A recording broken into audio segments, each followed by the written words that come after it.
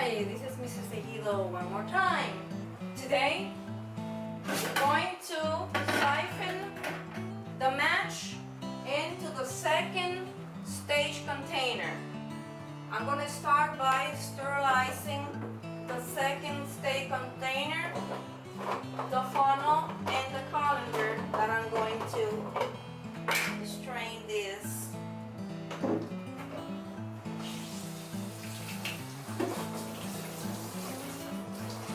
I'm gonna get about 3 gallons of water.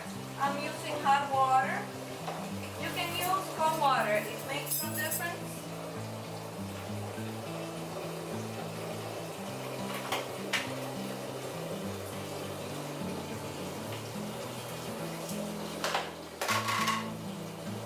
Three tablespoons of the first step solution. 1, 3 spoons. I have my 3 gallons of water with a 3 tablespoons of the chemical, the step 1. So what I'm going to do, remember since this is a very big container, I'm going to bring it up here, make sure that it's locked.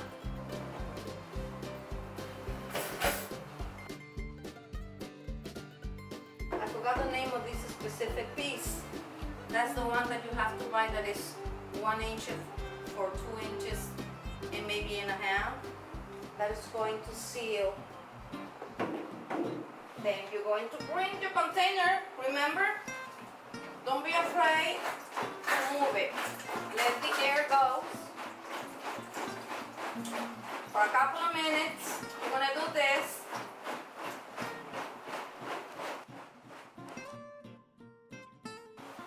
Now, I'm going to pour the water into the sink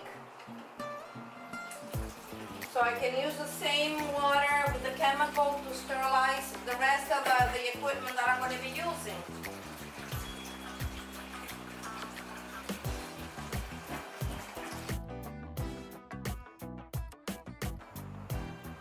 In a towel, kitchen towel that is clean, I'm going to put my container so it can rest for a little while. This is the top of the container. I'm going to be measuring the fermentation specific gravity, so I'm going to sterilize my hydrometer. I'm going to sterilize the funnel.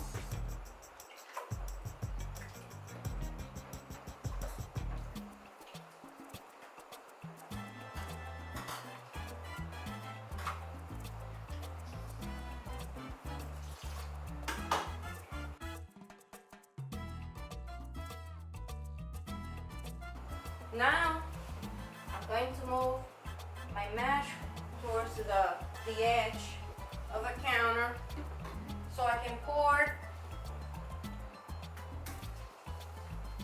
I knew that today was a day to be siphoned because Zapote always 3 days is ready. So I'm measuring. Remember that when it gets in the numbers that goes so that there's 4 numbers. And there's a 1 at the decimal point starting 1, 150, 140, 130, up to 1,000, right? So it reached the 1.040. That means that I have to get the fruit out and siphon it to the second stage container.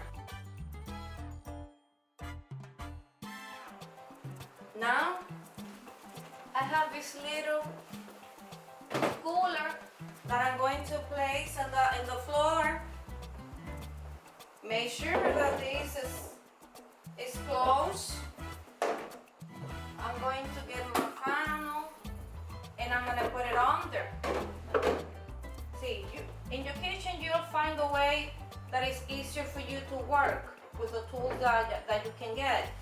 So this is the perfect solution for my problem, okay?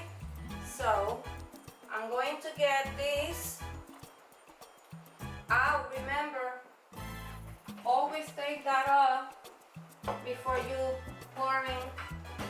Now we're gonna open it.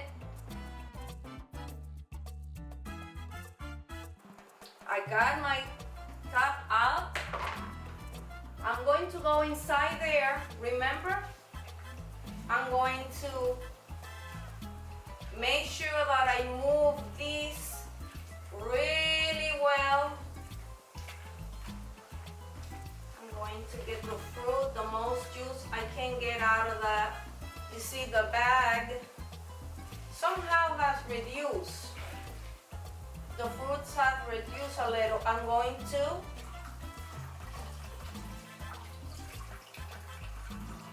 try to get all the juice that I can out of that.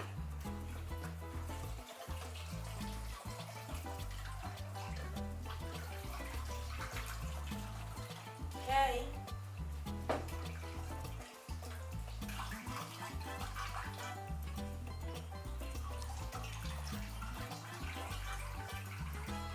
Okay, that's good enough. I'm gonna have this container here. A lot of people use these fruits and they can make jelly, adding sugar, but I never use it for jelly. So I'm gonna put this aside. I sterilize my hands one more time. And what I'm going to do now, I'm gonna sit down.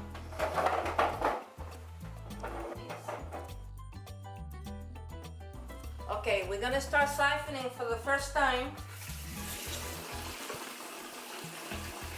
with this colander, and then in the second siphoning I use the one that is a little thinner.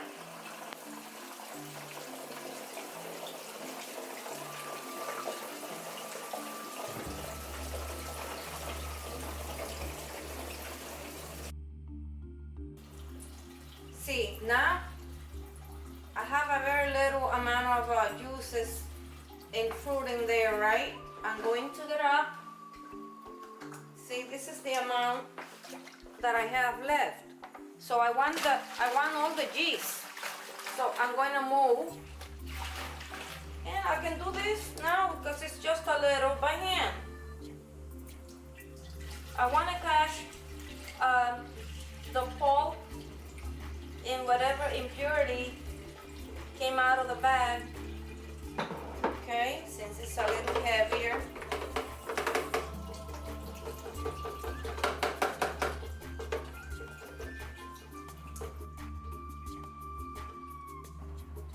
See, now that I have all that siphon, I'm going to, remember in the beginning, we started with 3 gallons of water and about 10 pounds of the fruit in the bag. See, I'm going to complete the 5 gallons of water. I already boiled the water and it's room temperature already. So I'm going to complete my 5 gallons.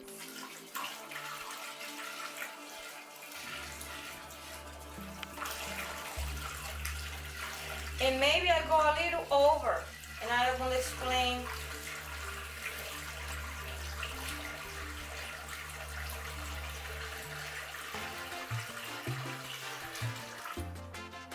Perfect.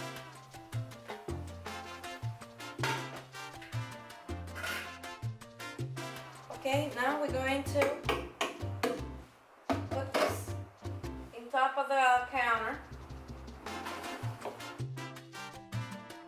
Ready? Now I'm gonna move this away since I don't need that anymore. I'm gonna cover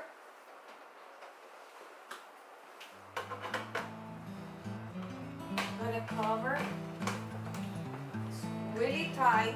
Remember, no air is supposed to go in there. I'm going to bring my airlock. Remember my airlock? water, half, about no more than that. This is the same plug and the same airlock that I used for the first stage in this container. So you just transfer it to the second stage container. Now, in a couple of hours, you're going to see that this is going to start, it's going to continue the fermentation, and actually you can see the bubbles coming up. And this little piece is going to go up and down, up and down. So from 2 or 4 weeks, you want to siphon this again. The same process, sterilize the first stage container really well, siphon this juice to this container, and you have to transfer, unless you have 2 of these containers, that I do have 2. So what I'll do, I just transfer from one every time I siphon it. I sterilize the new container and transfer it from one to the other. So the next time that you're going to siphon this is from, I will suggest that you check the fermentation SG every week, because when the fermentation reaches 1.000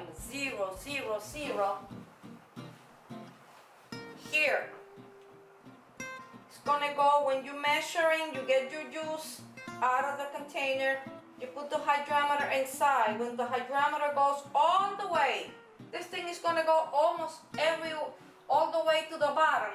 When it gets to 1.0001000 with a decimal point in after the 1, that's when you have to siphon this one again.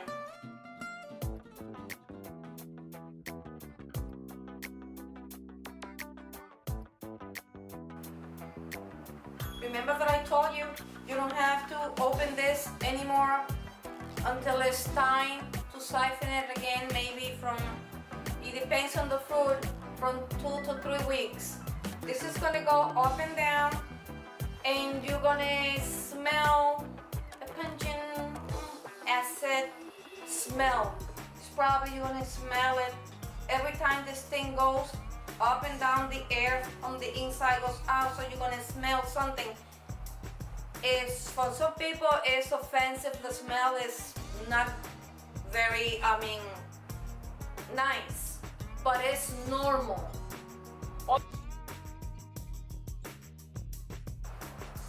Okay, this is the last thing that we're gonna do with this wine for maybe a week. So what am I doing with this shirt? I'm gonna dress that bottle, because this is, if you have a piece of cloth that is dark, that is black, usually I use black. If you don't have that, which I don't, because I think this is even easier for me. I dress it with a black t-shirt, tie it with a little rope, because during the second stage and from now on, every time you siphon the wine, you have to cover it with something dark. Since I have this on my countertop, that I'm always in the kitchen cooking and doing stuff, there's a lot of light. If you have a specific room where there's no light, I recommend that you cover it and you move it to a very dark place. The temperature, don't worry about the temperature. I usually keep my house 76 to 77 degrees, and I've never had a problem with my wine before. And then I'll talk about the next siphoning stage when we get to the second or the third week, okay?